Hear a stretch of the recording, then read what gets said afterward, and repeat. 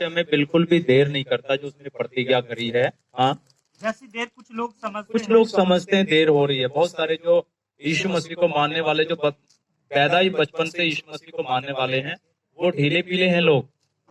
उनके अंदर क्या है, विश्वास भी ढीला पड़ गया है।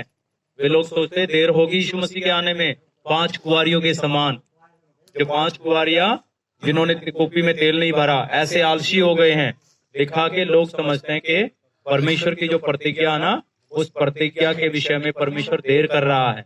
हाँ, पर तुम्हारे विषय में धीरज धरता पर तुम्हारे विषय में धीरज धरता है, और यह नहीं चाहता कि कोई नष्ट हो जाए। परमेश्वर ये नहीं चाहता कि किसी का नाश हो जाए।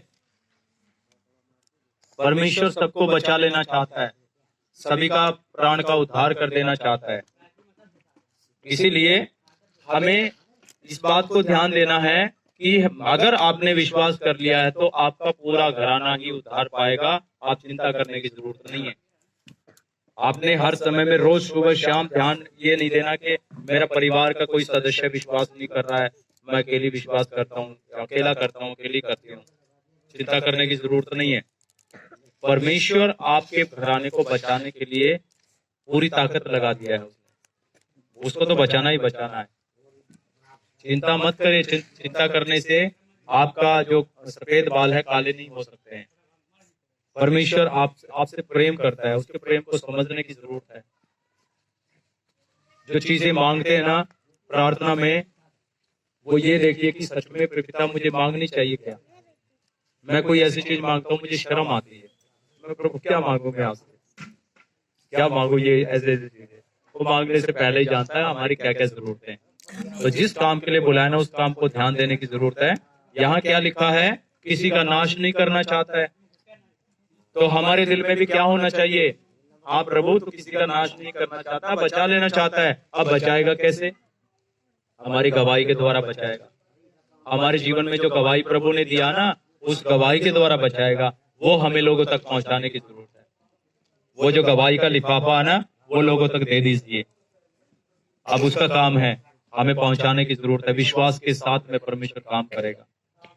इस साल में हमने लगभग 1300 गांव का सर्वेक्षण किया है।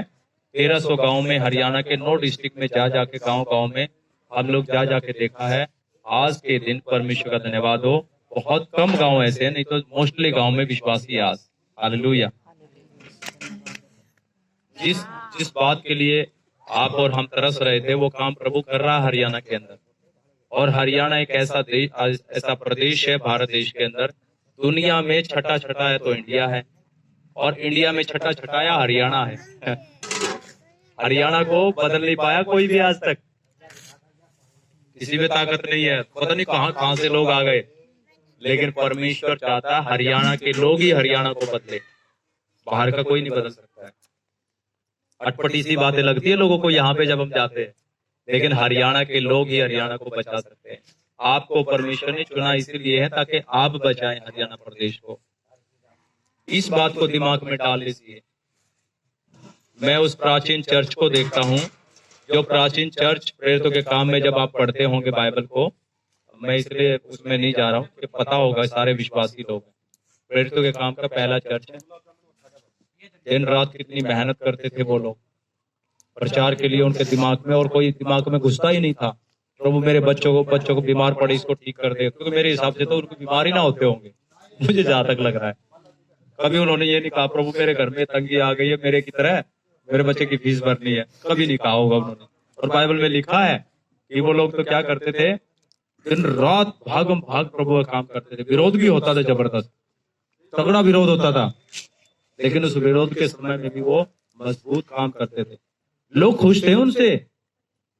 आपने ये भी देखना जरूरी है कि आप जिस गांव में रहते हैं ना, जिस घर में रहते हैं, क्या पड़ोसी लोग खुश हैं आपसे, या पहले जैसा ही जीवन बिता रहे हैं, सिर्फ नाम तो जय मसीह की है, लेकिन जीवन वैसा का वैसा है।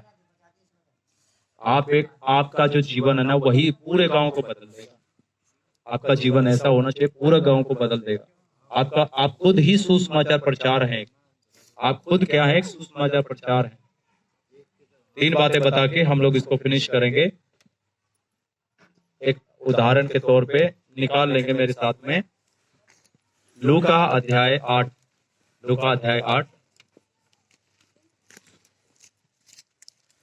घर में पढ़ लीजिएगा इन वचनों को, ये जो लूका के मैं बता रहा हूँ आपको। लूका अध्याय 8 और एक वचन पढ़ देंगे हम लोग।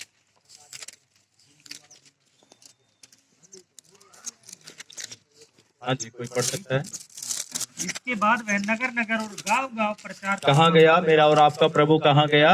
नगर नगर नगर, गांव गांव। हम कहाँ रहते हैं?